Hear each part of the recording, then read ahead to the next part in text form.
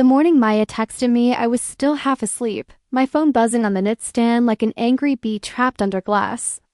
I reached for it with my eyes barely open, squinting at the brightness of the screen in the dark room, expecting some meme she found at 2 in the morning or a voice note of her laughing at something I wouldn't understand until I was fully awake, but it wasn't a meme. It wasn't a voice note either. It was 7 words. I had a dream about you last night. I stared at those words for a long time. Longer than 7 words deserve, probably. But something about the way she said it, the plainness of it. No emoji, no lol, no oh my god you won't believe this, made me sit up slowly in my bed and read it again. And then again, I typed back, what happened in it? 3 dots appeared immediately. She was already awake, already typing. I watched those 3 dots like they were the most important thing in the world. They danced for a long moment, then stopped. Then started again. Then stopped completely. No message came. I waited. Still nothing. I typed, Maya, what happened in the dream? This time she replied fast. Too fast, like she'd been ready with this answer. Like she'd rehearsed it. Nothing, go back to sleep, Ren. It's early. I looked at the time. It was 7:14 in the morning on a Saturday. Maya never woke up before 10 on Saturdays. She had a rule about it. A personal law she treated like religion. The fact that she was awake at 7:14, texting me about a dream she immediately refused to describe. That was not nothing, that was something. I lay back against my pillow and stared at the ceiling and thought about Maya the way I always tried not to think about Maya. When I was in a quiet room by myself with too much time and too little distraction, I thought about the way she laughed, which was too loud and completely unself-conscious. The kind of laugh that made entire restaurants turn around and look, and she never once cared.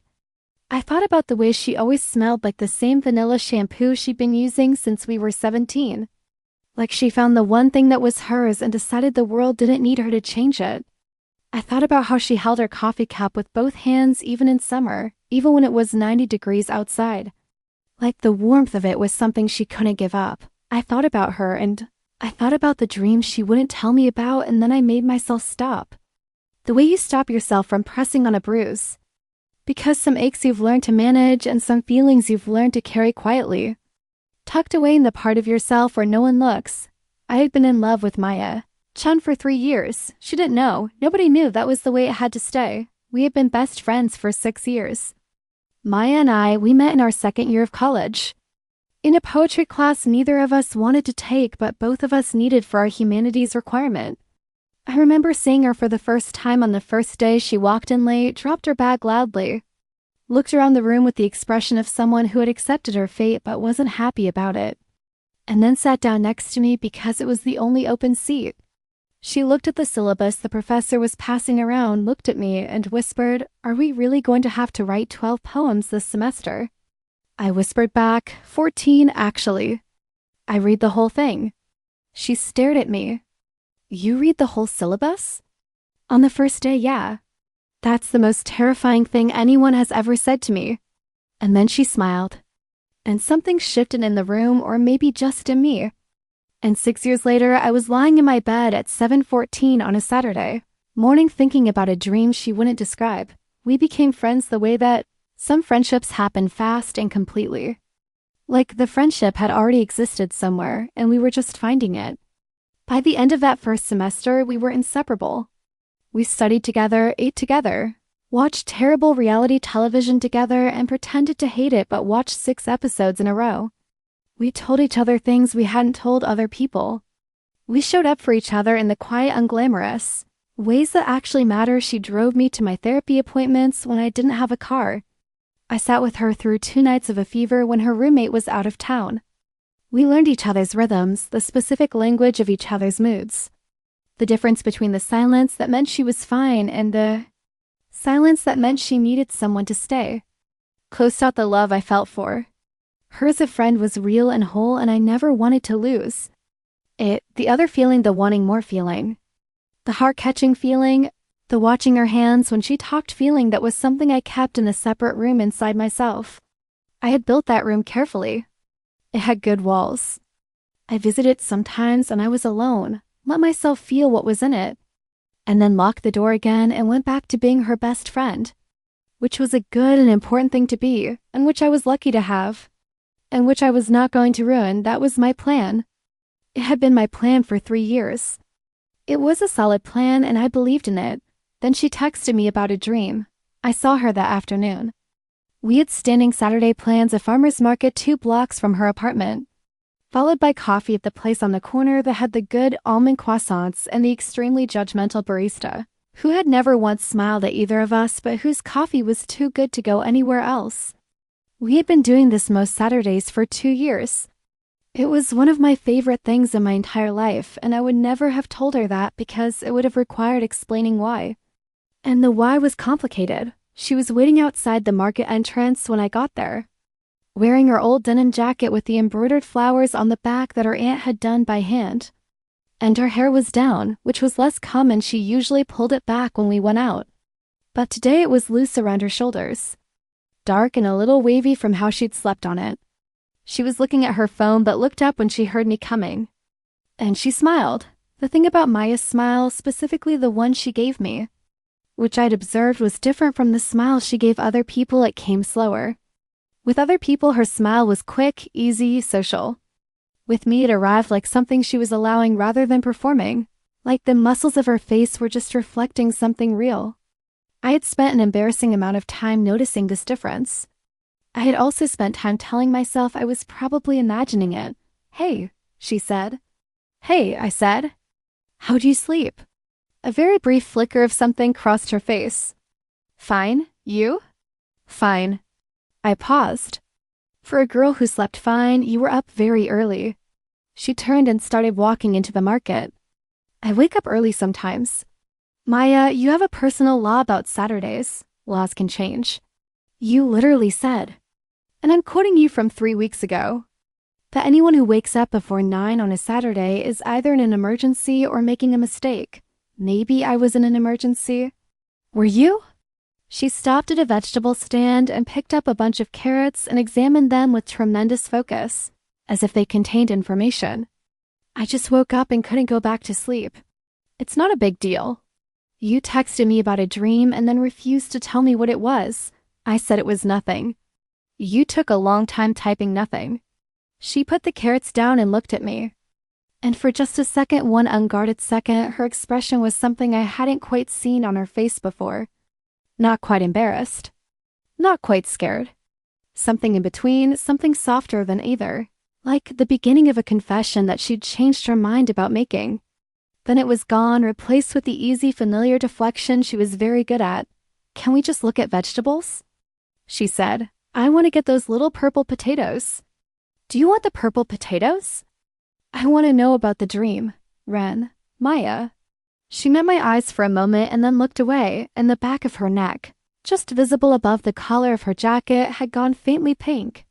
I noticed this the way I always noticed everything about her, cataloging it helplessly, filing it away in the room with the good walls. "It wasn't a big deal," she said, quieter now.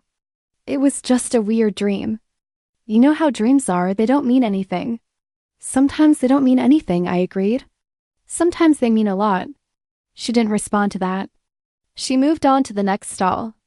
I followed because that was what I did, and we walked through the market the way we always did, talking about small things, easy things. She found the purple potatoes. I bought tomatoes because the summer tomatoes at this market were the best ones in the city, and I looked forward to them every year. We talked about a show we were watching, about her work stress, about a wedding we'd both been invited to in September. We fell back into the comfortable rhythm of ourselves, but every so often, I'd catch her looking at me when she thought I wasn't paying attention. And she'd look away fast, and there was that faint color in her face again. And something I had blocked very carefully in a very strong room began to knock, very quietly.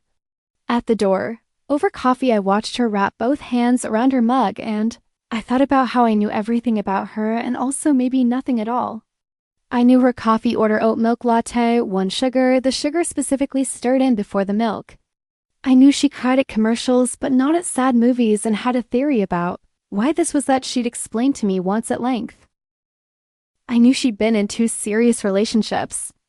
One in college with a woman named Priya who moved to London, and one 2 years ago, with a woman named Sophie who was lovely, but as Maya put it, loved me like a hobby, not like a priority. I knew she'd been single for almost 2 years and claimed to be fine with it, and I believed her about 70% of the time. I knew she loved her job, graphic design at a small studio downtown, even when it frustrated her. I knew she called her mother every Sunday, and that those calls were sometimes good and sometimes exhausting, but she never skipped them. I knew she was afraid of birds, specifically pigeons. It had a long and detailed explanation for why this was rational that I had heard many times and disagreed with completely. I knew she kept a journal but had never told me what was in it, and I had never asked. I knew her face better than I knew almost any other face in the world, and still, watching her across the small table with the steam rising from her coffee and her hair falling forward a little, and that look she'd had in the market still somewhere in her eyes, I felt like she was also a mystery to me. Like there were rooms in her I hadn't seen. Like the dream she wasn't telling me about lived in one of those rooms. "Can I ask you something?" I said. "You can always ask me things. If you had a dream about someone, a weird dream, the kind you didn't want to describe, what would make it something you told them versus something you kept to yourself?" She looked at me over the rim of her mug, carefully. "I guess," she said slowly, "it would depend on what was in the dream, and what the dream meant, and whether telling them would." She paused, set the mug down, looked at the table for a moment. Whether telling them would change something. What kind of something? She lifted her eyes to mine and held them there. And the coffee shop was loud around us, the machine grinding, a child laughing somewhere, the judgmental barista calling out an order, but in the small space between us, it was very quiet. "I don't know yet," she said. And then softer, "That's why I'm not telling you." I felt that land somewhere in the center of my chest. Not painfully, more like the feeling of a key turning in a lock you'd forgotten was there. I didn't push. I had spent 3 years learning not to push. I changed the subject and she let me, and we finished our coffee. And I walked her back to her apartment because we lived in the same direction. And when we said goodbye at our door, she hugged me the way she always did, arms around me, chin tucked briefly against my shoulder, and I breathed in vanilla shampoo and held on for exactly as long as felt normal. Not a second more, and then I walked home in the afternoon. Sun feeling like the world had shifted approximately 1 degree, and I couldn't tell yet if that was wonderful or terrifying, probably both. Here's the thing about almost knowing something. It changes you. Not dramatically. Not all at once. It works on you slowly. The way light works on a photograph left in the sun, the image doesn't disappear immediately. It just begins gradually to become something different. The week after the Saturday of the dream she wouldn't tell me about, I noticed changes in the way Maya was with me. So small that I could have imagined them. Small enough that I second-guessed myself constantly, which was a pattern I knew well, had lived in for 3 years. This cycle of noticing and doubting that I was both tired of and couldn't escape. She texted more. Not dramatically more, not in a way that would be obvious to anyone else. But I knew our rhythms, and this was slightly different from our rhythm. An extra message in the evening. This reminded me of you, with a photo attached, a dog she passed on the street, a book cover in a shop window, a very impressive cloud formation. Small things. The kinds of things you send to someone who is on your mind. She also looked at me differently when we were together. Or I was finally seeing a look that had always been there and hadn't let myself see. I genuinely couldn't tell which of those was true. And the uncertainty was its own specific kind of ache. I saw her 3 times that week, which was not unusual for us. We lived close. We had standing habits. We moved through each other's lives easily. But each time I was hyper-aware of everything, which was exhausting. Tuesday, she came over to watch the show we'd been following. And she sat at the end of my couch with her feet tucked up under her the way she always did. And at some point in the 3rd episode, she rested her head back against the cushion and turned to say something about the plot and stopped, because I was already looking at her. We stayed like that for 1 second, 2 seconds before she made her point about the plot, and I responded and we moved on. But in those 2 seconds, I saw something in her face. Openness, maybe uncertainty, the expression of someone standing at the edge of something. On Thursday, we went running in the park, our usual route, and at the end when we stopped at the water fountain, she was breathing hard and laughing at something I'd said. and she put her hand on my back briefly between my shoulder blades. Just for a moment, she was always casually physical with me. It was part of our friendship. It had never once been not part of our friendship, but it stayed her hand for a beat longer than usual. And I was very glad she was looking at the fountain and not at my face. On Friday, she called me instead of texting, which she did sometimes, but when I picked up and said hello, there was a small pause before she said hi back, like she'd been gathering something. "What are you doing tomorrow?" she asked. "Nothing specific. Why?" I was thinking we could do something different. "Instead of the market." "Different how?" Another small pause. "Have you been to that botanical garden on the east side? The one with the rose garden?" I had not. She knew I hadn't because we had talked about wanting to go and never going. "No, have you?" "No, I thought we could go." "If you want to?" "Yeah," I said. "I'd like that." "Okay." A breath. "Okay, good. I'll pick you up at 11. When she hung up, I sat with my phone in my hand for a long time. Maya had suggested we do something new, something neither of us had done. Something with a kind of intentionality to it, choosing to go somewhere specific. The rose garden, which was, I was aware, objectively romantic in its setting, though I did not let myself assign meaning to that because I was practiced at not assigning meaning to things. She had called instead of texted. There had been those pauses. I put my phone down. I picked it up again. I opened my texts and looked at the conversation. From last Saturday, I had a dream about you last night and looked at it for a long time. Then I went and got a glass of water and told myself firmly that I was not going to build something out of pauses and botanical garden suggestions. I was not going to do that to myself. I did not sleep particularly well. She picked me up at 11, as promised, in her small blue car that always smelled faintly of the peppermint gum she kept in the key folder. She was wearing a white cotton dress with small blue flowers and her hair was down again. And she looked so beautiful that I had to busy myself with my seatbelt for a moment before I could look at her directly without my face doing something I didn't want it to do. "You look nice," she said. "Thanks." "So do you?" "I almost wore my normal Jensen jacket thing," she said, starting the car, and then I thought, we're going to a rose garden. I should wear a dress. Good call. You're wearing the green shirt. I like that shirt on you. I looked down at my shirt as though I had forgotten I was wearing it. As though I had not in fact stood in front of my closet for 15 minutes that morning and selected it deliberately because she had once, 2 summers ago, said offhandedly that the color suited me. "Oh, thanks." She smiled, not at me, at the road, and pulled out into traffic. The botanical garden was 40 minutes away and we talked the whole drive. The way we always talked, comfortable and easy. The kind of conversation that moves between important and unimportant without any effort. She told me about a difficult client at work. I told her about a book I'd been reading. We debated for about the 20th time whether cilantro was ruining food or elevating it. She was pro-cilantro. I had complicated feelings. We sang along to 2 songs that came on the radio, the way we only did in the car, where it felt more private, more allowed. Everything was normal. Everything was exactly like always, except that it wasn't quite. There was something running underneath the normal, like a current beneath still water. I felt it without being able to name it. Something had been introduced into the air between us, something present and undefined, and we were both moving carefully around it without acknowledging it was there. The botanical garden was extraordinary. I hadn't expected it to be so large, so full of distinct worlds. Each section felt like stepping through a door into a different country, a different season, a different imagination. We walked through the succulent garden and the Japanicestal rock garden and the greenhouse full of orchids, and then we found the rose garden. And it was the kind of place that seemed designed to make you feel something you've been trying not to feel. The roses were in full bloom, which we hadn't planned for but had somehow gotten exactly right. It was peak summer, mid-July, and they were everywhere. Climbing over arched trellises and filling wide formal beds and tumbling over old stone walls. Every shade of red and pink and white and gold.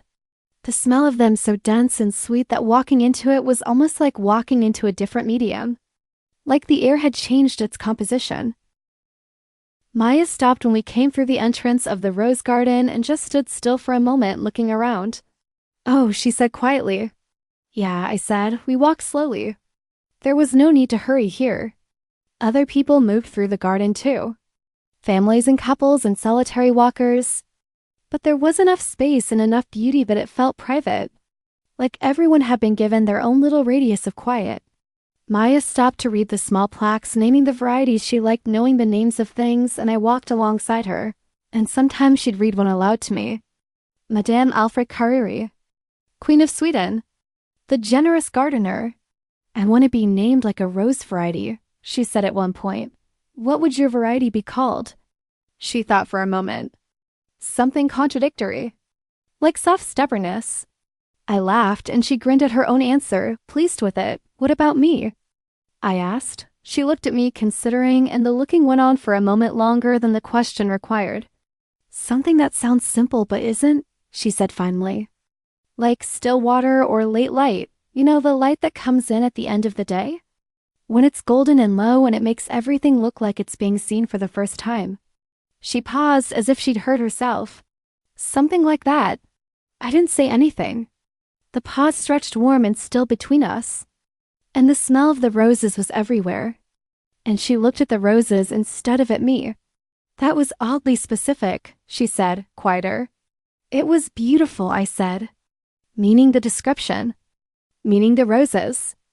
Meaning in the room with the good walls, something else entirely. We walked on.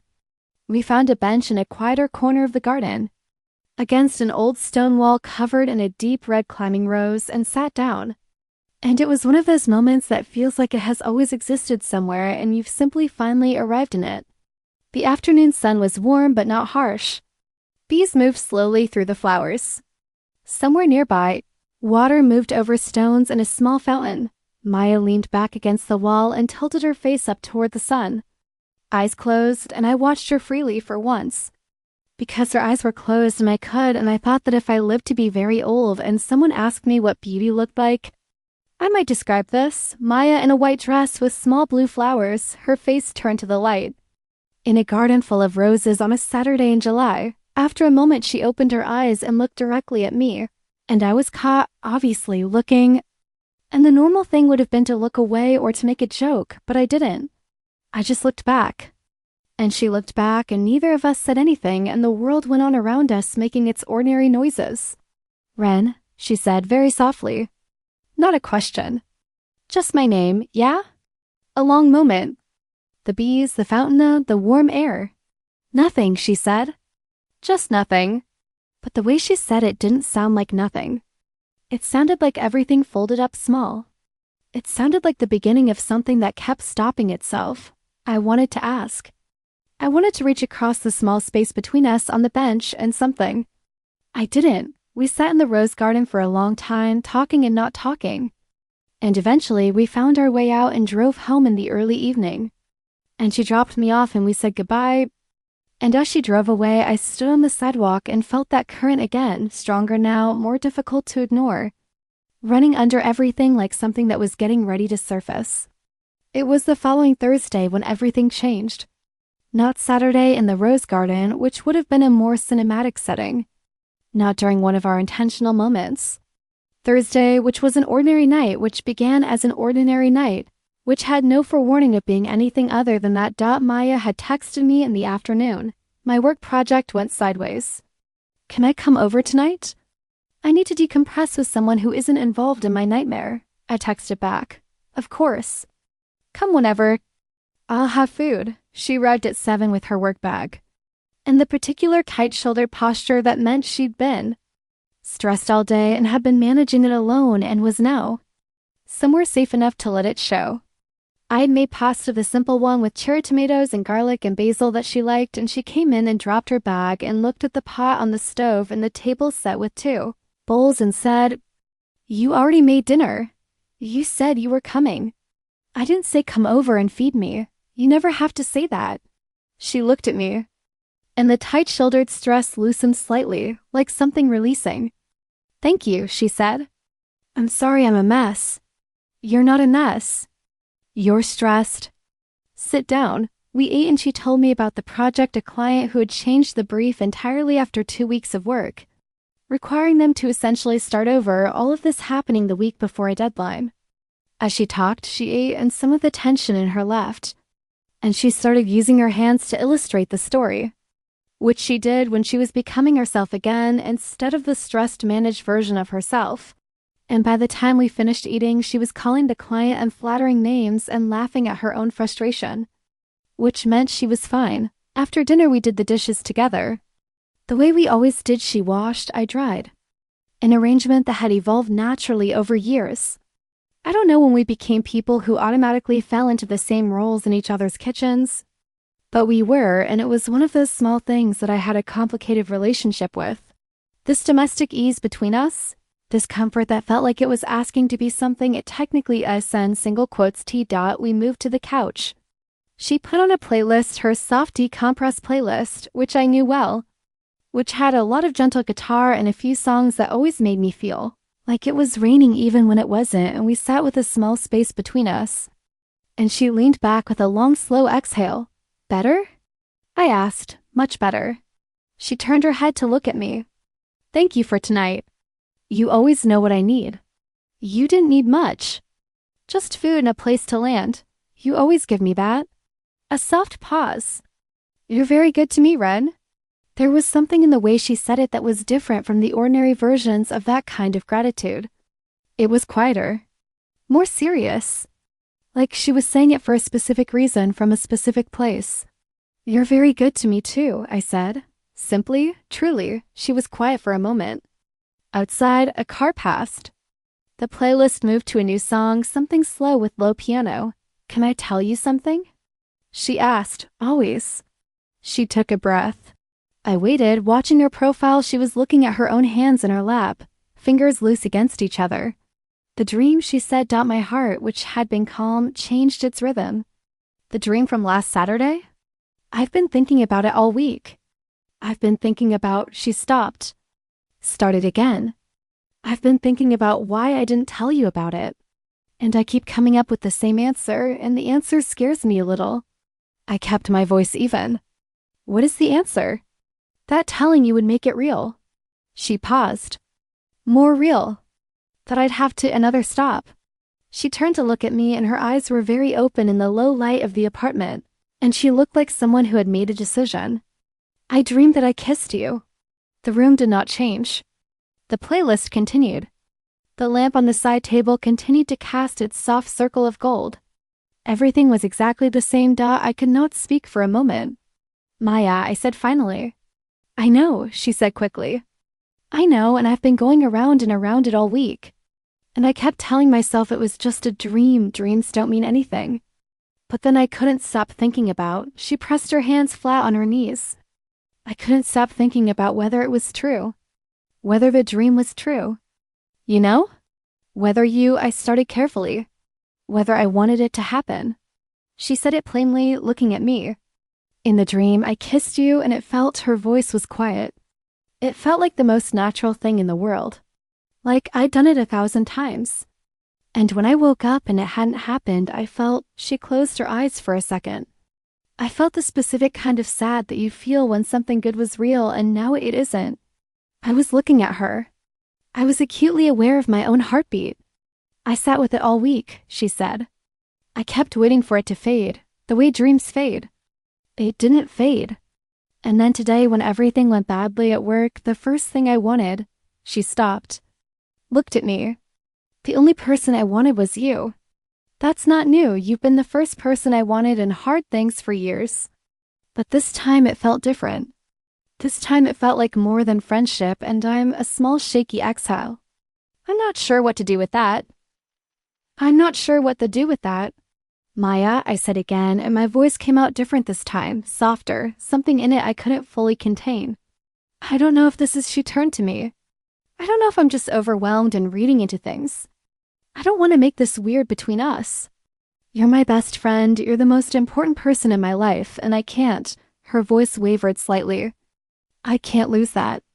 So I understand if this is not what you, Maya. My voice was low and it stopped her. Can I say something? She looked at me, waiting. I looked at her face that I knew better than almost any other face, at the slight catch of her breath, at the vulnerability that was fully visible now in her eyes, and I made a decision that I had been making and unmaking for 3 years. And this time I let it stay made. I've been in love with you, I said quietly. For 3 years. The words fell into the room like stones into still water. And we both watched the ripples. Maya's face went through several things at once: shock. Yes, but underneath it, and quickly surfacing through it, something that looked like relief. The kind of relief that comes from learning that you are not alone in something you have been carrying alone. 3 years, she repeated. I know. I'm aware of the irony of that timeline. My heart was hammering, but my voice was steadier than I expected. I've been very careful. I never wanted to. I didn't want to put that on you. You're the most important thing in my life. Maya, I decided a long time ago that having you as my best friend was more important than Ren. She leaned toward me, and something in her expression was breaking open in the best way, like a knot releasing. Ren, I'm going to tell you something I've been afraid to tell myself. Okay, I think I've known for a long time. Her voice was barely above a whisper. I think I felt it something for longer than I knew how to call it anything. I think I kept calling it she's my best friend. This is just what best friendship feels like. I just care about her so much. She let out a breath that was almost a laugh. I kept renaming it so I didn't have to know what it was. We were very close now. I wasn't sure when that had happened, when the small distance between us on the couch had become almost nothing. I could see the small details of her face with perfect clarity. The tiny scar above her right eyebrow from a fall when she was a child, which she'd told me about. The way her eyelashes were longer on the outer corners. The particular brown of her eyes that in low light went dark as the deepest part of a river. Are you sure? I asked, because I needed to ask. Because this mattered too much for me to assume. What you're saying with this would mean I need you to be sure, Maya, not because I don't want this, but because I do. And I don't want you to wake up tomorrow and I've been sure about you since the first week we were friends, she said. I've just been calling it the wrong name. She reached out and took my hand, and her hand was warm, and she laced her fingers through mine with a certainty that didn't feel like something new. You've been in love with me for 3 years. I have been something large and true and enormous for just as long. We've just been keeping it in separate rooms, I said. She looked at me, and something in her face shifted, and she laughed a short, slightly disbelieving laugh, and the laugh was so purely and completely Maya that I felt it move through me like warm water. Yes, she said. Exactly that. Her hand in mine. The soft playlist. The lamp's gold circle. I was not going to kiss her first. Not because I didn't want to, but because she had been the one who opened the door. She had been the one with the dream, who'd spent a week sitting with it, who had said the brave thing out loud first, and it felt right for her to close the distance. If she was going to, she did. She leaned in slowly, giving me every opportunity to move back, to redirect, and I did not move back. I stayed still and I looked at her and she looked at me, and then her eyes closed and she pressed her lips to mine. Gently, the way you handle something that matters. And it was the most natural thing in the world. That's what she'd said about the dream. And she was right. It wasn't overwhelming or dramatic or the way they describe it in the kind of stories that want to impress you. It was like something that had always existed finding its right form. Like a question finally receiving its answer. Like coming inside from the cold. When we pulled back, we were both quiet for a moment.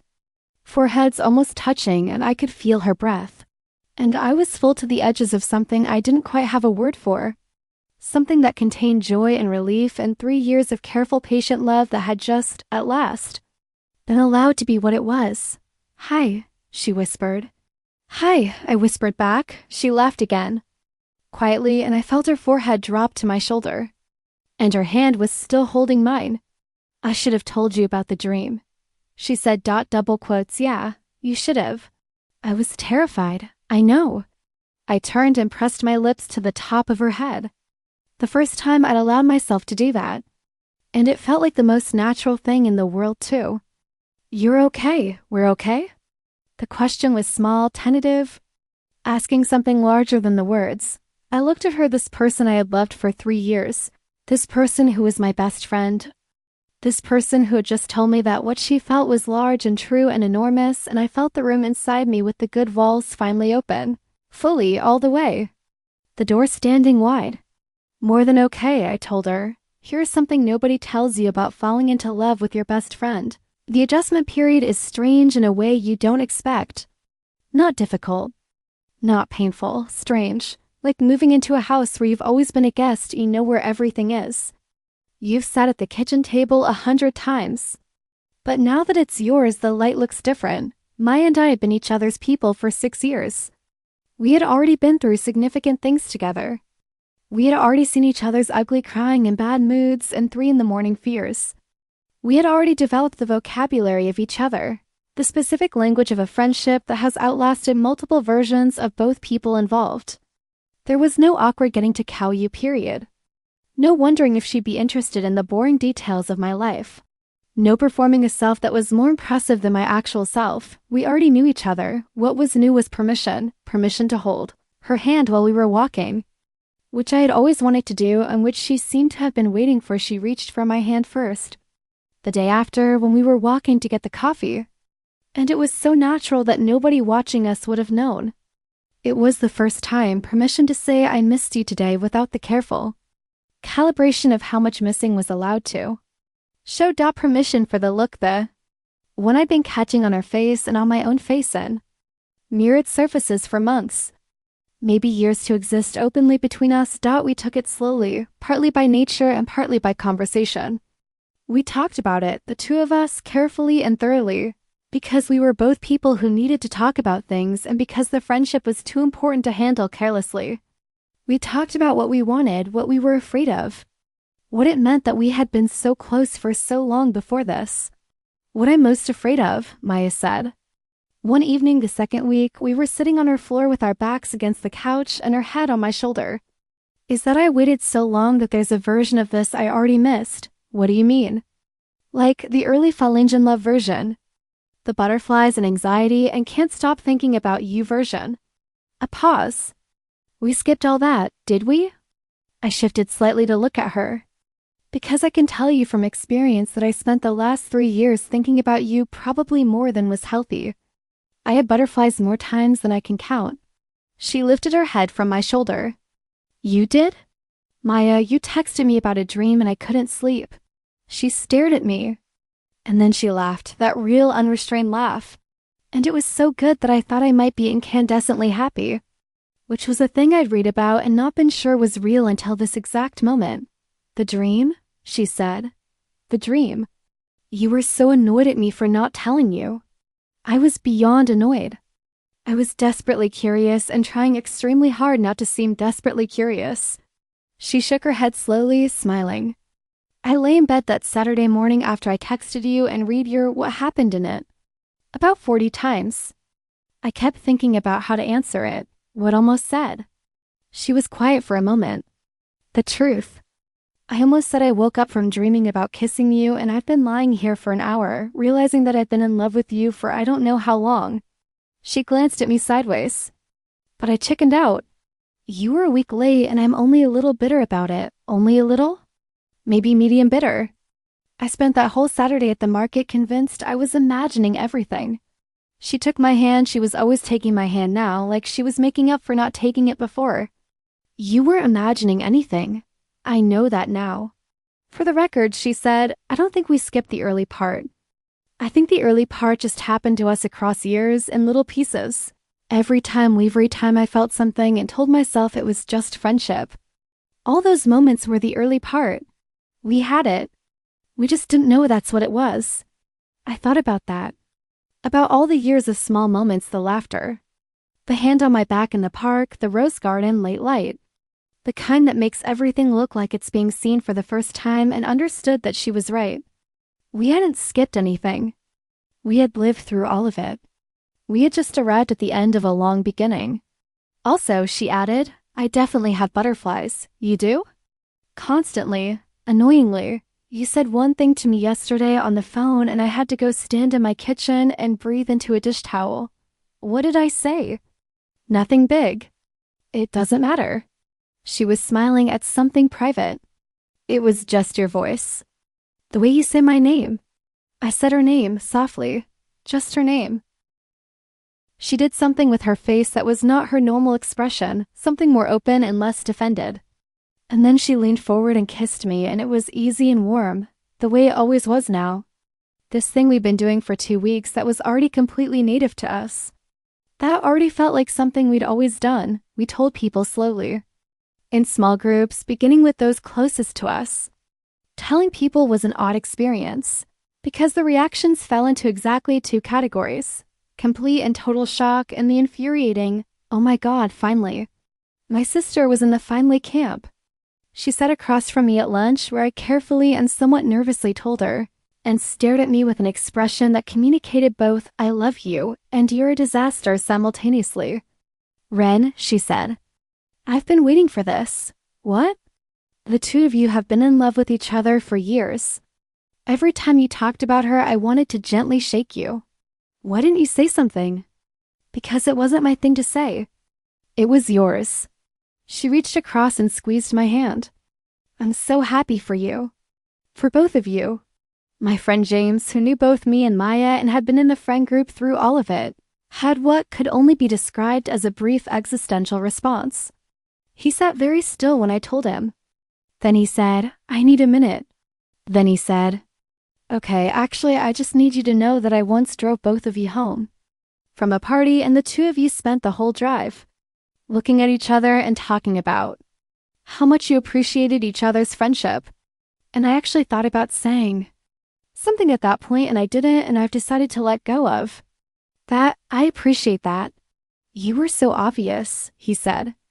"You were so unbelievably obvious, and you didn't know you were obvious." "How obvious?" "So obvious," he said, "that I once described you to my cousin as my friend who's basically in a relationship, but they're calling it best friends." I thought about this. That's mortifying. It was very endearing. Maya's side of it had similar themes. Her friend group, the people she'd gone to design school with, apparently also had opinions.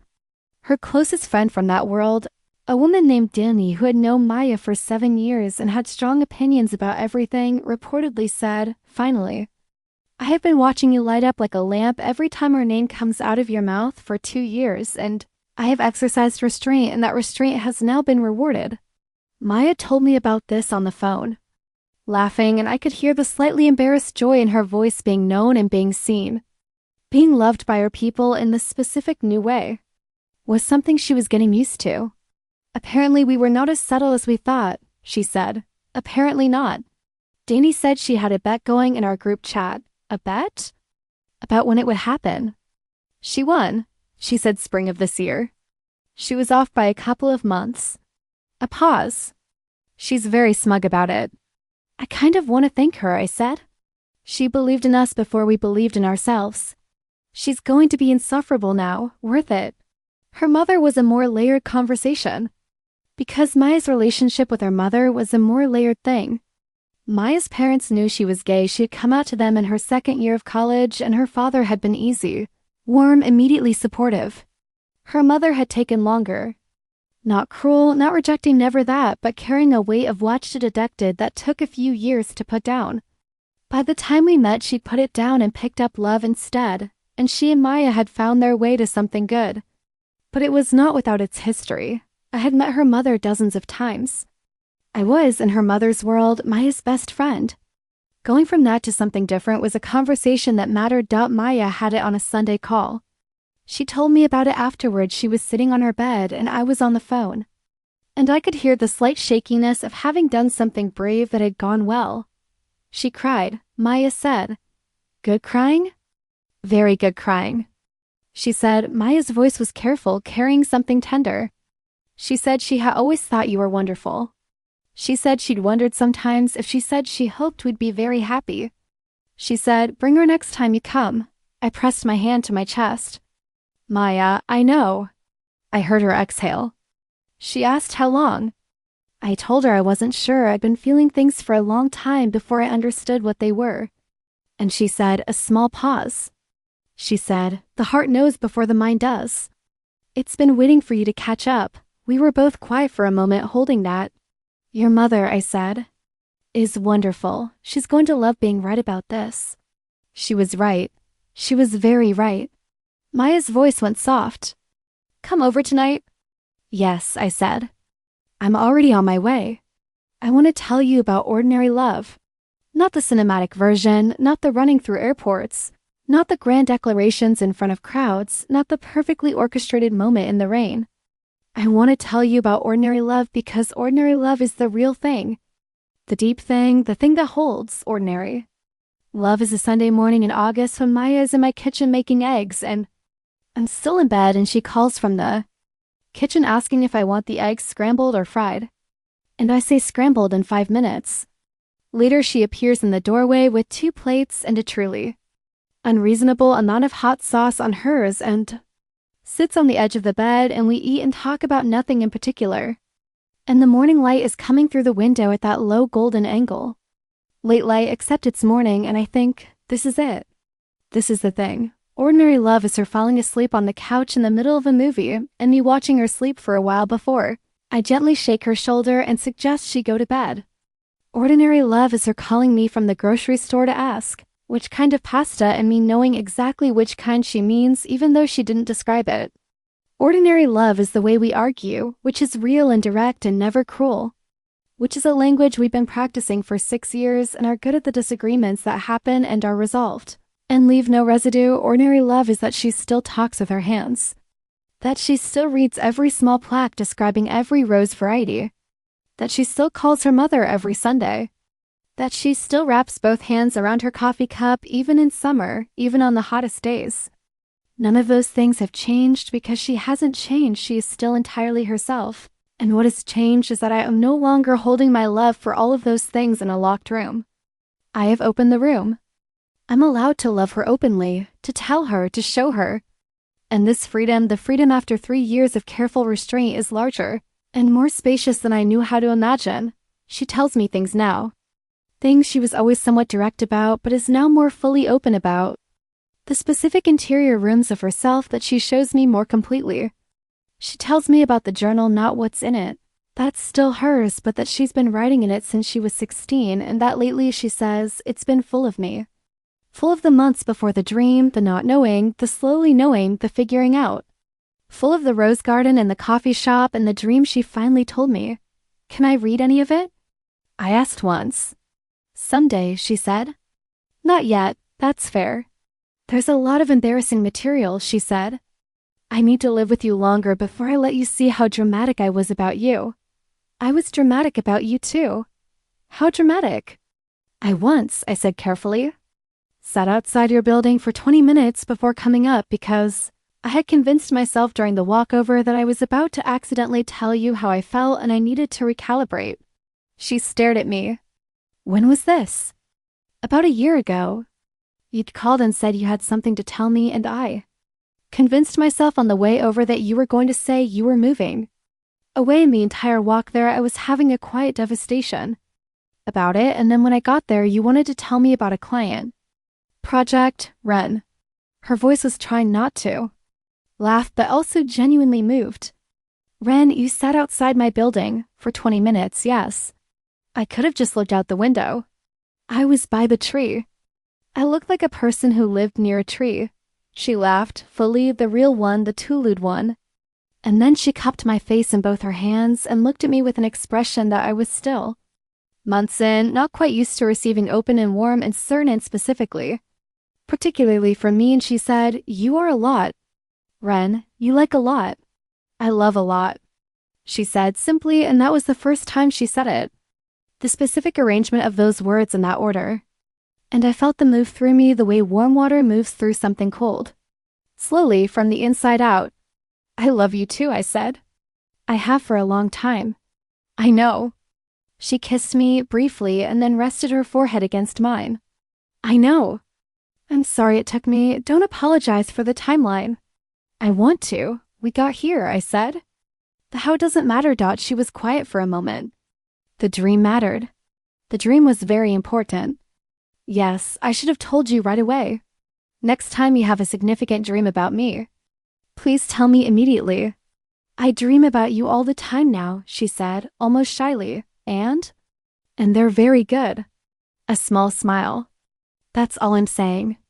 There are conversations between people who love each other that happen late at night. In the particular quality of thrice the morning honesty. When the usual defenses are down and the things you've been meaning to say have stopped being patient about waiting.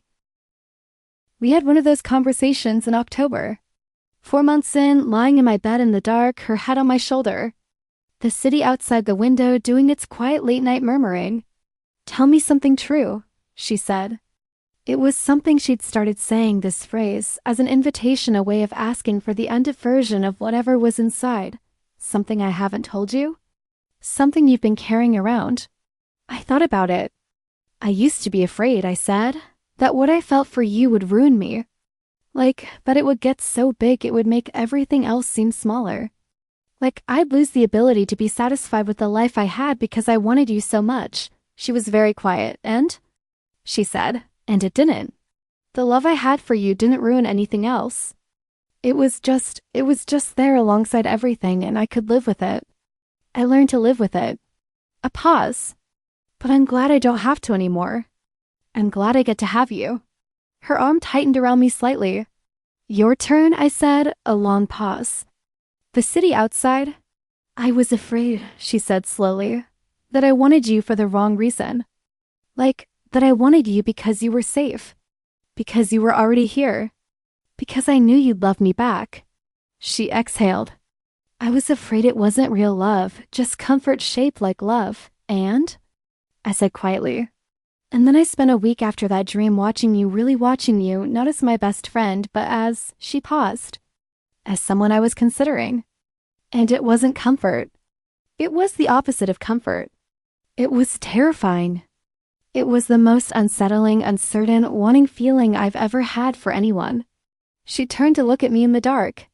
It was as real as anything I've ever felt. I turned to face her. Our faces were close in the dark. "I wasn't safe," I said. "You were scared of me all week. Extremely scared of you." A soft laugh. "You were so calm about it. At the market and the rose garden you were so composed, and I was a disaster. I wasn't composed. I was very carefully managing an internal emergency. You seemed composed. 6 years of practice." She kissed me. Slow and warm, and I held her close, my best friend and my love. The person who had come to my kitchen table on my hard days and my ordinary Saturdays. Who had held my hand in the farmer's market before she understood why she needed to hold my hand. Who had dreamed about me and lay awake in the early morning with it, and then finally, at last, told me the truth. "Tell me something true," I said. She considered for a moment. "You make every room better. You always have. I think that's why I needed you there for everything, the good things and the hard things, because you make things better by being in them." She was quiet for a second. "I didn't understand for a long time that the one in Jew Therifighter was love. I thought it was just what friendship felt like." "It was love," I said. "It was love," she agreed. "It was always love. There is a Saturday in July, 1 year exactly from the Saturday of the dream she wouldn't tell me about. Maya picks me up in her small blue car that still smells faintly of peppermint. She's wearing her old denim jacket with the embroidered flowers, which I will love forever, and her hair is down. She looks at me when I get in the car and smiles the slow smile, the real one. The minute specifically one, and I think about the first day in that poetry class and the 6 years of building something and the 3 years of loving quietly and the one dream that changed everything. And I feel so much in such a small moment that I have to look away briefly to manage it. "Hi," she says. "Hi," I say. "Where are we going today?" "The market," she says. "Obviously. We have been doing this every Saturday for 3 years now. The route hasn't changed, the market. The coffee shop with the judgmental barista who has still never smiled but whose coffee remains the best in the city. Nothing about the route has changed. Everything else has." She reaches across the center console and takes my hand without thinking about it, the way she does now, the way that requires no ceremony. She pulls out into traffic with one hand on the wheel and one hand in mine, and she asks about my week, and I tell her, and she tells me about hers, and the morning is warm through the windows. And the city is doing its Saturday. Unhurried thing around us, and I think, here it is. Here's the thing I was carrying for 3 years without knowing I was carrying it. Without knowing that the weight was also the treasure. Here is the person who texted me 7 words on a Saturday morning and wouldn't tell me what they meant. Who sat with a dream for a week and brought it to my couch on a Thursday evening and was brave enough to say the true thing. Here's the woman who found the rose garden and read every variety name aloud and said late light, the kind that makes everything look like it's being seen for the first time and maybe was telling me something she didn't know she was telling. Emmy. Here's the person I love. Here's my best friend. At the market she finds the purple potatoes and I buy the summer tomatoes. She reads the labels on the honey jars with the same attention she gives to everything she finds interesting. She feeds a small piece of her apple to a dog that approaches us and looks delighted when the dog wags. When she's turned away from me for a moment, looking at something at one of the stalls, I watch her freely, the way I always do now, with no management required, and I am, for no complicated reason, extremely happy. She turns and catches me watching and raises an eyebrow. You're staring, she says. I know. You're very obvious. I know that too. She smiles and shakes her head, not bothered, and comes back to stand beside me and links her arm through mine. 1 year, she says quietly. 1 year since the dream you wouldn't tell me about. I should have told you right away. You got there. She looks at me. I love you. I love you too. She rests her head briefly on my shoulder right there in the middle of the market, among the summer tomatoes and the honey jars and the other Saturday people going about their Saturday lives. And for a moment the world is very quiet and very right. This is the thing I was afraid to want. This is the thing I'm allowed to have. This is the ending and the beginning and the long, beautiful, ordinary middle. This is the dream she finally told me about and the life we've made from the telling.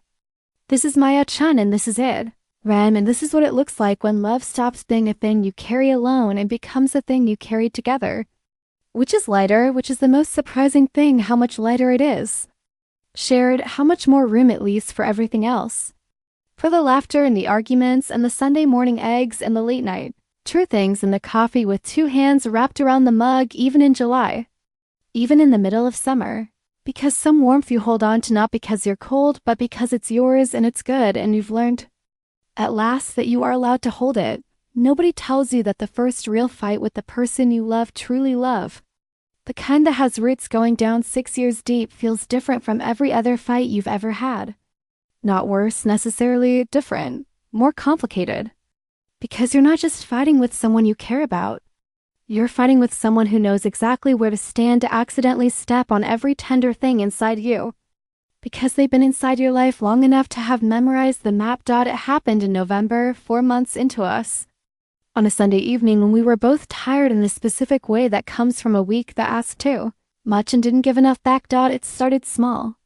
They always do. We were supposed to go to a dinner party hosted by Maya's colleague, a woman named Preeti who had a beautiful apartment and an even more beautiful talent for making guests feel immediately comfortable. Maya had mentioned it 2 weeks earlier and I had said yes without writing it down, which was my first mistake. My second mistake was double booking myself. My friend Kara, who I hadn't seen in 4 months, had asked me that same week if I could finally do dinner on that Sunday. And I had said yes to that too, because I'd forgotten about Preeti's party. Because I hadn't written it down. I remembered the party on Saturday night when Maya texted me, I'm thinking the blue top or the green dress for tomorrow, thoughts? I stared at the text for a moment with a particular cold feeling of someone who has made a logistical error that is going to become a relational situation. I texted back, the green dress.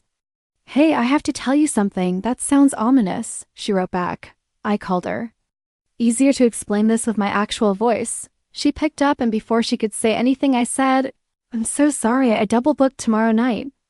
I forgot about Preeti's thing and told Kara we'd finally do dinner and I can't cancel on Kara because she's been trying to reschedule this for 4 months. A brief silence. Preeti's dinner is tomorrow. I know. I'm sorry, I reminded you about it twice. You did, and I should have written it down both times and I didn't, and I'm genuinely sorry. Another silence, different from the first. The first was processing. This one was something forming. It's fine, she said. And the specific flatness of it told me clearly that it was not fine, but that she had decided to put it somewhere and deal with it later. Which was a thing she did sometimes that I had learned to gently but directly address rather than allow. It doesn't sound fine, I said. Ren, it's fine. Go to dinner with Kara. I'll see you during the week. I don't want to leave it like this. There's nothing to leave. You made a mistake. It happens, Maya. What? You're doing the thing where you say it's fine in a way that means it isn't, and then you sit with it alone, and then it comes out later in a different shape. I'd rather we just talk about it now. Another silence. Longer. I'm not doing that. You do that sometimes. I said it's fine, and it is fine. It's one dinner party. It's not a breath. Can we just not make this a whole thing? I'm tired and I don't want to have a conversation about how I handle things. I wasn't criticizing how you handle things. I was saying I want to talk about it. There's nothing to talk about. Her voice had an edge, now contained but present. You forgot. It's fine. Good night. Ren. She hung up. I held the phone and stared at the wall and recognized the specific feeling of having tried to do the right thing and still landed in the wrong place. I texted, I'm sorry about the dinner. I really am. She replied, I know, good night. I texted Kara and rescheduled, even though that was its own small complication, because I didn't want Maya to go to Preethi's dinner alone on my account. Then I texted Maya, I rescheduled Kara. I'll be at Preethi's dinner with you. Her reply took longer this time. You didn't have to do that. I wanted to. A pause. Then, okay, thank you, but it wasn't resolved. I could feel it. We had papered over something rather than moving through it. And it was still there Sunday evening when I picked her up, sitting between us in the small blue car with a weight that neither of us was naming. Preethi's dinner was lovely. Genuinely lovely, the apartment warm and candlelit, the food beautiful, the people interesting, the conversation easy. Maya was wonderful, the way she was always wonderful in social settings, generous and funny and present. I watched her from across the table and loved her and also felt, with the particular radar of someone who knows another person very well, that something was unresolved. In the car on the way home she was quiet. Talk to me, I said. I'm talked out. Good party, Maya, Ren. But there was less edge in it now. More tiredness. Tell me what you're actually feeling. A long pause. She looked out the passenger window. I felt. She stopped. Started again. I know you forgot. I know it was a mistake. But when you told me you double-booked, my first feeling was another stop. My first feeling was that you put Kara ahead of me, and I know that's not fair. Because you didn't do it on purpose, and I know Kara is important to you. But that was the feeling. I kept my eyes on the road. That's a fair feeling to have. It's not logical. Feelings don't need to be logical to be real. I glanced at her. Why didn't you say that last night? Because I didn't want to be the person who makes a big thing out of one forgotten plan. She was still looking out the window. I didn't want to be a breath. Needy, I didn't want to need you to be there specifically. I didn't want to make it about that. I pulled into a quiet stretch of road and let the conversation breathe for a moment before I spoke. Can I tell you something that might feel strange to hear? Okay, you being affected when I wasn't there, that's not needy. That's you caring. That's you wanting me specifically at things, and I want to be wanted at things, Maya. I want to know when it matters to you. I glanced at her again. The version where you tell me it's fine and sit with it alone that one's harder for me than you being honest. She was quiet. I'm not good at that, she said finally. Saying that I need something. I know. I reached over and touched her hand briefly. We're both learning. She turned away from the window and looked at me. And the streetlights were moving through the car in slow gold intervals, illuminating her face in a pattern. And she looked tired and honest and open. I wanted you there, she said. I just wanted you there. I know. I'm sorry I was careless about it. And I'm sorry I shut down instead of saying that. I pulled to a stop outside her building and turned off the engine, and we sat in the parked car for a moment. The way we had on so many evenings, except now we did it differently. I reached over and pulled her into me. Awkward across the center console, and she laughed a small surprised laugh and let me, tucking herself in. First fight, she said. Muffled against my shoulder. Was it bad? Not that bad. We survived. We did. She pulled back and looked at me, and the tiredness was still there, but something easier had replaced the tension. Tell me we're going to be good at this. Disagreements? All of it. The hard parts. I looked at her. 6 years of knowing each other. 6 years of showing up in the unglamorous moments. The sick days and the bad news days and the days that just needed someone to sit with you through them. We had already proved something about who we were to each other before we became this. The foundation was real. We were already good at the hard parts, I said. We've been doing the hard parts for years. It's just a new version of something we already know how to do. She held my eyes for a long moment. Then she nodded, slowly, like she was allowing herself to believe it. Come upstairs? She asked. Yes, I said. Obviously yes. We went upstairs. We made tea. We sat on her floor and talked until midnight, not about the fight, which was resolved, but about other things.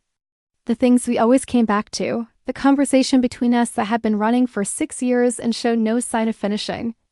And by the time I left her apartment, the small cold thing that had sat between us in the car on the way to Preethi's dinner was entirely gone, replaced by the ordinary warm thing that was us, intact and unbroken. A little better for having bent instead of snapped. That is what we learned that November, our first real test, that we already knew how to do hard things, that the friendship had built across all those years a kind of structural integrity that the love had inherited, that we could fight without cruelty and sit with difficult feelings without shutting down forever and apologize, without it costing more than it should. We were good at the hard parts we had been practicing for years. I have been thinking about what love is actually made of, now that I live inside it instead of looking at it through glass. I used to think love was made of feeling the large, dramatic, emotional weather of wanting someone, missing someone, the specific ache of 3 years of carrying something quiet and enormous. And it is made of that, yes. But that's only the outer layer, the real stuff, the structural material, the thing that makes love load-bearing rather than decorative. It's made of something much more ordinary, much less cinematic, much more worth talking about. Love is made of small decisions. Not the big ones, not the I love you said out loud for the first time, not the choosing to tell the truth about the dream, not any of the moments that have the shape of significance. Those are real, but they're the events, not the substance. The substance is the micro decisions made every single day. The constant low-level choosing, it is the decision, made on a Tuesday when you are tired and a little afraid, to say the honest thing rather than the easy thing. It is the decision to notice when the other person is carrying something and to not make them carry it alone. It is the decision to put the phone down. It is the decision to say, I'm not okay right now, instead of, I'm fine, because the person you're with has earned the real answer. Maya made these decisions constantly. And I was always paying attention, because I had been paying attention to her for 6 years, and old habits that are also good habits don't quit easily. I noticed the way she remembered the specific details, not just the big things I told her, but the texture of things, the small things I'd mentioned once and apparently she'd filed away. She remembered that I hated the particular sound of squeaky pens and always brought a different pen to things we did together. She remembered that I needed 10 minutes of quiet after stressful social events and created that space without my having to ask. She remembered that I took my coffee differently depending on my mood. Black when I needed to feel sharp, oat milk when I needed to feel soft, and she had, without ever discussing it, apparently been tracking this for years. How do you know that? I asked her once, after she handed me a coffee with oat milk on a day I hadn't said anything about how I was feeling. She looked briefly caught. I've noticed. You drink it differently depending on. Maya, you've been cataloging my coffee preferences. That sounds more calculated than it is. It sounds like you've been paying attention to me for years. She looked at me, and the look had that old quality in it, the one from before. The one I'd spent so long trying to decode, except now it was fully legible. Of course I was paying attention to you, she said simply. I always was. That is love. That is what it is made of. 6 years of quiet paying attention on both our parts. Each of us building the other person in detail inside ourselves, not because we were planning something, not because we had an agenda, but because this is what it looks like when someone matters to you so thoroughly that attending to them becomes as natural as breathing. Love is also made of the specific texture of 2 lives that have become, over a long time, genuinely intertwined. In January, 5 months in, Maya started leaving a few things at my apartment. Not a dramatic moving in, just natural accumulation, the overflow of a life that was increasingly lived in 2 places simultaneously. Her vanilla shampoo appeared in my bathroom. A book she was reading appeared on my nightstand when she finished it and passed it to me with a "You'll love this." Her extra work bag had migrated to my hallway closet alongside mine. I had a key to her apartment because I'd had one for 2 years. For emergencies, for the time she traveled and asked me to water her plants. Now I used it differently, not for emergencies, but for ordinary Tuesday evenings when she texted me, "I'm making soup. Come over," and I let myself in before she heard me knock. We had been in each other's lives completely for years. The physical evidence of that was just catching up to the reality. One evening in late January, I came home to find a plant on my windowsill that I didn't own. A small succulent in a terracotta pot, sitting in the afternoon light like it had always been there. I texted Maya, "There's a plant in my apartment." Her reply was almost immediate. "I know. I put it there. You have good light on that sill and I had an extra." "I hope that's okay." "It's okay," I texted back. "It's more than okay." I stood looking at the plant for a long moment. It was such a small thing, a little terracotta pot, a few inches of green, but it was her. Placed here deliberately in my space, a small permanent thing. A small permanent act of being present in my life. When she came over that evening, I said, "I love the plant," and she said, "I thought you would," and she was right. And that was also love, the being known, the being right about what would be right. The small acts of tending. In February, I got sick. Nothing dramatic, a bad cold, the kind that puts you horizontal for a few days. The kind that requires soup and bad television. And a level of self-pity that you're only permitted when you're genuinely miserable. Maya came on the second day. Without my asking her to, because I texted her that morning saying I was still down, and she decided, without further discussion, that she was coming. She arrived with soup, not from a shop, actual soup she had made, which she hadn't made for anyone in years because cooking was not her primary skill set, and she knew it, but had apparently decided I was worth the attempt. She brought the specific tea I liked and 2 different kinds of honey because she wasn't sure which one I'd want. She brought a novel I'd been meaning to read in case I felt well enough to read, and also her own book. In case I didn't, she needed something to do while sitting with me. She stayed for 4 hours. We watched 2 episodes of a nature documentary, and she made commentary throughout that. It was funnier than anything the narrator said. She refilled my water glass without my asking. When I fell asleep on the couch in the middle of the afternoon, she put a blanket over me, and when I woke up, she was still there, reading quietly in the chair across the room. "You didn't have to stay," I said, groggy. "I know," she said, not looking up from her book. "You're going to get sick. I've been breathing your air for 4 hours. It's already too late. I might as well be useful." I looked at her, at this woman in my apartment on a Wednesday afternoon, reading her book in my chair, having made me soup and stayed through my nap for no reason except that she wanted to be where I was and felt something so complete it didn't have edges. "Maya," I said. "Thank you." She looked up from her book and her expression was warm, entirely warm, without any complexity or reservation. "You always thanked me for things like this when we were friends too," she said. "You don't need to thank me. This is just where I want to be when you're not well." She got sick 4 days later, predictably. And I went to her apartment with the same soup and the same tea and stayed for the same long afternoon hours. And we were both slightly miserable and entirely happy, which seemed to be a theme. That is love. The showing up to be unglamorous. The choosing to be present in the unpretty moments as enthusiastically as in the beautiful ones.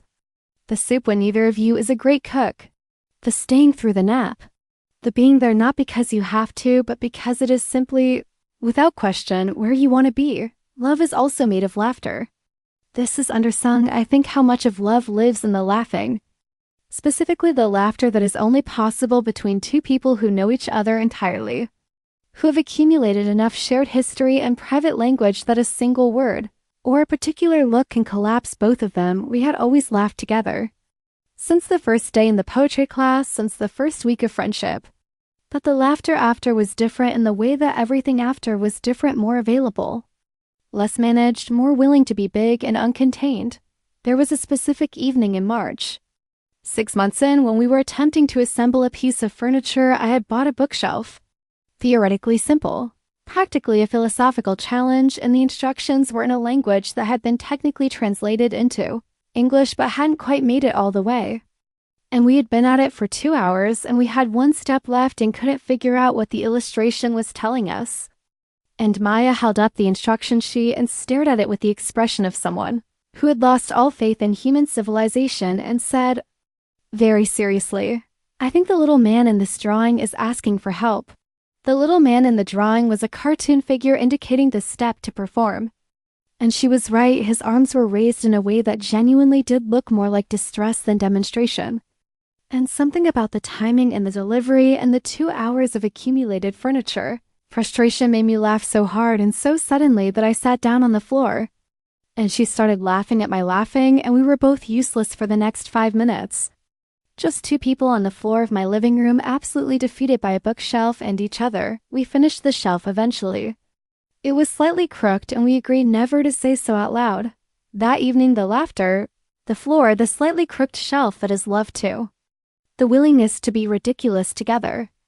The laughter that has no audience, no performance, no social goal, just 2 people who find each other funny and are not managing that, not containing it. Just letting it be as large as it is. In April, 8 months in. We had a conversation that I've thought about many times since. We were walking. Just walking in the evening air, no destination. The way we sometimes did when we needed to talk about something that was easier in motion than in stillness. The city was doing its spring thing, the particular smell of spring in a city. Green pushing up through concrete, warmer air carrying the memory of winter. Everything slightly returning. Can I ask you something difficult? She said, always. Do you ever get scared that you love me too much? Like that you've built so much of your life around me that if something happened, she paused. Not to us. Just anything. If things changed. Do you ever worry that you've made yourself too dependent on one person? I considered this seriously, the way it deserved. Sometimes, I said honestly. Not in a way that makes me want to pull back. But sometimes I notice how much of my happiness is connected to you. And I know what it would feel like to lose it. She nodded. Walking, I think about it too, she said. And then I think about the alternative. I think about the 3 years I spent keeping what I felt in a small locked room so I wouldn't be too dependent. So I wouldn't build too much around something I wasn't sure of. She glanced at me. That wasn't safer. It was just smaller. I was smaller in it. Yeah, I said quietly. I think love is supposed to be a risk. I think if it doesn't feel like something you could lose, it isn't real enough to be worth having. I thought about that as we walked. The street was quiet, the evening soft. I'd rather love you this much and risk it, I said, than love you less to protect myself. Me too, she said. I just wanted to say it out loud. The fear. So it wasn't just a thing I was carrying. I reached for her hand. You can always say the fears out loud.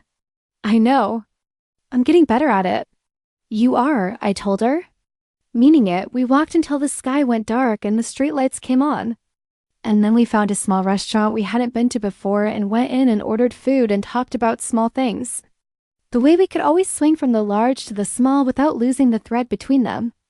And it was ordinary and extraordinary the way our evenings always were. Full of the material that love is made of. I want to tell you what I know now that I didn't know before. Not as instructions, I don't think love works by instruction. But as the honest account of someone who spent 3 years on the outside of something and then was let in. And who has now lived inside it long enough to understand a few things. Before Maya, I had lived my emotional life somewhat carefully. I am by nature a private person, warm, I hope, but private. I kept things. I managed the volume of what I let show. The 3 years of loving her quietly were in many ways an extension of a longer habit. Protect yourself by not fully extending toward the things that matter. Because the things that matter are the things that can hurt you. What I know now is that this protection was also a limitation. The safest version of myself was also a smaller version. Living with the door to the room with the good walls always locked kept me from something, not just from Maya, but from the full range of what I was capable of feeling and receiving and being, loving her openly, actually openly. Which I have had to practice and continue to practice is the most vulnerable I have ever been. There are days when the vulnerability is so clear to me that it feels almost physical, like a new range of motion in a joint that had been stiff. Those days can feel like exposure. They also feel like being fully alive in a way that the careful version of me was not. The vulnerability is not a bug in love's design. It is what love requires in order to be real. The risk is the thing. I wasted some hours in the earlier part of our story grieving the timeline. 3 years. I had loved her for 3 years before anything happened. And sometimes I'd think about that with a kind of retroactive sadness. All that caring, all that careful management, all that time. But here's what I have come to understand. The 3 years were not wasted. The 3 years were the construction. The friendship we built in those years, the trust we built, the deep fluency of each other, the fundamental belief in who each other was, that is the foundation we are living on. That foundation is not incidental. It is not background. It is the most important thing. It is why the love we have has the quality it has, which is unhurried, settled, confident. It knows it has a place to stand. If it had happened earlier, it would have been different. Not necessarily worse. But it would have been something we had to build while standing in less solid ground. Instead, we arrived at it already knowing each other, already proven to each other, already in possession of something real. The timing was not a mistake. The timing was the story. Maya dreamed about kissing me, and she lay in bed with it and found it frightening, and then she found it clarifying. The dream told her something true that her waking mind had been deflecting for years. Her unconscious mind, undefended, turned toward what she actually wanted, not toward safety, not toward what was expected, not toward any version of herself that was performing being fine, but toward the real thing, the true thing, which was me. I have thought about this a lot, about the way the unguarded mind knows what the guarded mind refuses to admit, about how often we already know things that we aren't ready to know yet. Maya knew somewhere in herself before the dream she already knew. The dream just said it out loud in a language she couldn't explain away. I wonder sometimes what would have happened if she kept the dream to herself, if she'd managed it down into nothing, the way she managed other things down into nothing, if she'd woken up and decided it was just a dream and let it fade and never texted me those 7 words. I don't know. Maybe we would have found another way eventually. Maybe I would have been the one to crack first. Maybe we would have gone on being the best friends who were almost something else for another year. Another 3 years, indefinitely. She told me.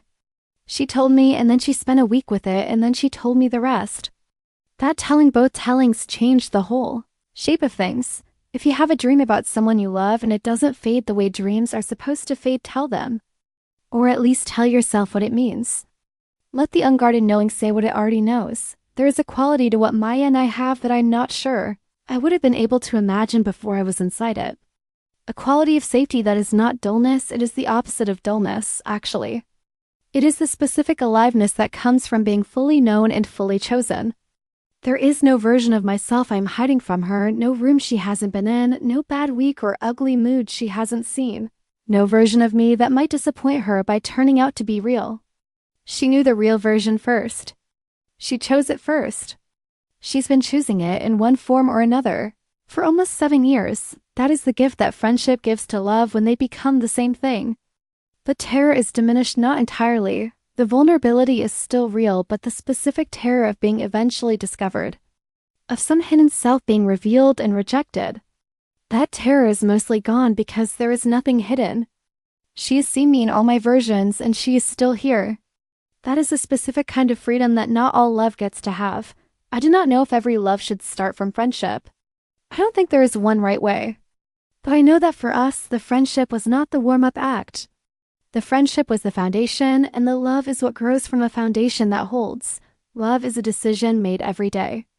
It is not a feeling that arrives and stays automatically, maintaining itself on its own.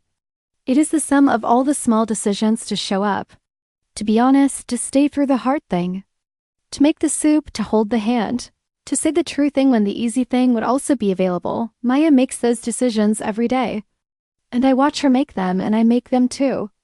And the love we have is the accumulation of all of them, compounding, growing more real and more specific and more hours with each one. That is the whole of it. That is what I know. It is spring again now, almost a full year since the rose garden, 14 months since the dream. We are standing in Maya's kitchen on a Sunday morning, and she is making eggs better at it now than she was a year ago, which she is proud of, rightfully, and the window above the sink is open and the spring air is coming through. And the little succulent she put on my windowsill has been joined by 2 more plants on her own windowsill and one on the kitchen shelf. And there is music playing from somewhere in the other room. And I am leaning against the counter watching her, and she's talking about a new project at work. Something she's excited about, and her hands are moving as she talks.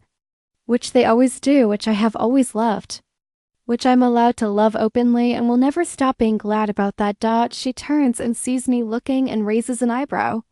Spatula in hand. "You're doing it again," she says. "I know." "You're very obvious. I know that too." She grins. The real one, the Loudlaw adjacent one. And turns back to the eggs. I think about the 7 words on a Saturday morning 14 months ago. I had a dream about you last night. I think about what was in the room with the good walls. What I had kept so carefully for so long, what I was so afraid to lose by naming. I think about the rose garden and the garden in the dream. Both of them full of something that was already there, had always been there. Was just finally being allowed to grow where it wanted. I think about what she said in her dream. What dream said, standing in a garden with flowers I couldn't name. After a kiss that felt like arriving home, I've been here the whole time. I look at Maya at the stove. Eggs and morning light and spring air and the specific domestic joy of a Sunday that belongs to us. I look at this life we have built from. 7 words in one dream and 3 years of patient quiet. Love in one brave Thursday evening and every ordinary extraordinary. Day since, I have been here the whole time. I am still. Here I will be here. That is more than enough. That is everything.